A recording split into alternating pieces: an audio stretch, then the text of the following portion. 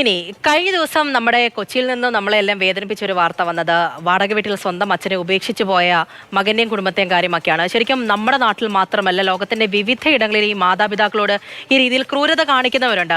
തായ്വാനിൽ നിന്നും ഞെട്ടിപ്പിക്കുന്ന ഒരു വാർത്ത വന്നിട്ടുണ്ട്. അതായത് പെൻഷൻ തുക ലഭിക്കാനായി അച്ഛനോട് ആ തായ്വാനീസ് യുവതി കാണിച്ചത് വലിയ ക്രൂരതയാണ്.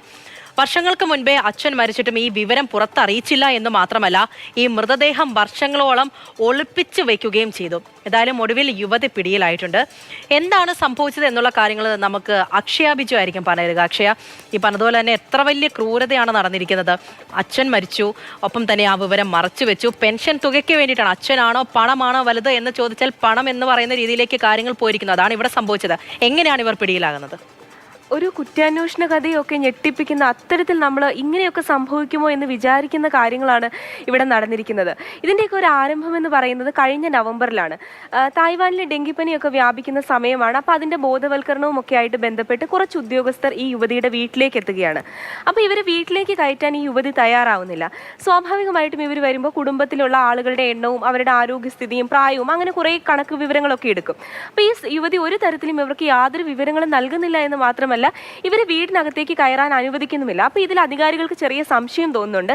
പക്ഷേ ആ സാഹചര്യത്തിൽ ഇതൊരു ചെറിയ കേസാവുകയും പിഴയൊക്കെ അടയ്ക്കുകയും ചെയ്തു. പിന്നീട് ഇത് വീണ്ടും ഈ അച്ഛനെ പറ്റി ഇങ്ങനെ അന്വേഷണം ഇവർ തുടരുകയാണ്. അപ്പോൾ ആദ്യം ഇവരോട് വളരെ നോർമലായിട്ട് ചോദിക്കുന്നു, അച്ഛൻ എവിടെയെന്ന് ചോദിക്കുമ്പോൾ ഇവർ പറയുന്നത് അച്ഛൻ ഒരു നഴ്സിംഗ് ഹോമിലാണ്, അദ്ദേഹം അവിടെ ചികിത്സയിലാണെന്ന് പറയുന്നു. പക്ഷെ നഴ്സിംഗ് ഹോമിൻ്റെ പേര് ഇവർ പറയുന്നില്ല. അപ്പോൾ വീണ്ടും ഇവർക്ക് സംശയം തോന്നുന്നു. ഇവർ അന്വേഷിക്കുന്നു. ഇവർ പിന്നീടും കുറേ നിർബന്ധിക്കുമ്പോൾ ഒരു പേര് പറയുന്നുണ്ട്. പക്ഷെ അവിടെ ചെന്ന് അന്വേഷിക്കുമ്പോൾ അവിടെ അച്ഛനില്ല. വീണ്ടും ഇവിടേക്ക് വന്ന് ചോദിക്കുമ്പോൾ ഇവർ പറയുന്നത് സഹോദരൻ്റെ വീട്ടിലേക്ക് അയച്ചിരിക്കുകയാണെന്നാണ്. അപ്പോൾ സ്വാഭാവികമായിട്ടും പിന്നെയുള്ള അന്വേഷണം സഹോദരനെ ചുറ്റിപ്പറ്റിയാണ് നടക്കുന്നത്. പക്ഷേ പെട്ടെന്നാണ് അറിയുന്നത് സഹോദരൻ വർഷങ്ങൾക്ക് മുൻപ് മരിച്ചു പോയിരിക്കുന്നു. അപ്പോൾ വീണ്ടും ഇവർ കള്ളമാണ് പറഞ്ഞതെന്ന് തെളിഞ്ഞിരിക്കുകയാണ്. പിന്നീട് വീണ്ടും ഇവർ വിശദമായിട്ട് പോലീസ് ഇവരുടെ മൊഴിയെടുക്കുകയാണ്. അപ്പോൾ ഇവർ പറയുന്നു അച്ഛൻ ചൈനയിൽ വെച്ച് മരിച്ചുപോയി, മരണ സർട്ടിഫിക്കറ്റിന് വേണ്ടി അപേക്ഷയൊക്കെ നൽകിയിട്ടുണ്ട് എന്നൊക്കെ പറയുന്നു. അങ്ങനെ വീണ്ടും ഇവർ ഒരു തരത്തിലും പോലീസിനോട് സഹകരിക്കാത്തൊരു മനോഭാവമാണ്. പലപ്പോഴും കള്ളങ്ങൾ പറഞ്ഞുകൊണ്ടേയിരിക്കുന്നു. പോലീസ് അതിൻ്റെ പിന്നാലെ അന്വേഷിച്ചു പോകുന്നു. അത് സത്യമല്ല എന്ന് ബോധ്യപ്പെടുന്നു. അങ്ങനെ പിന്നീട് ഇദ്ദേഹം രാജ്യം വിട്ടു പോയിട്ടില്ല എന്നൊക്കെ പോലീസ് സ്ഥിരീകരിക്കുകയാണ്.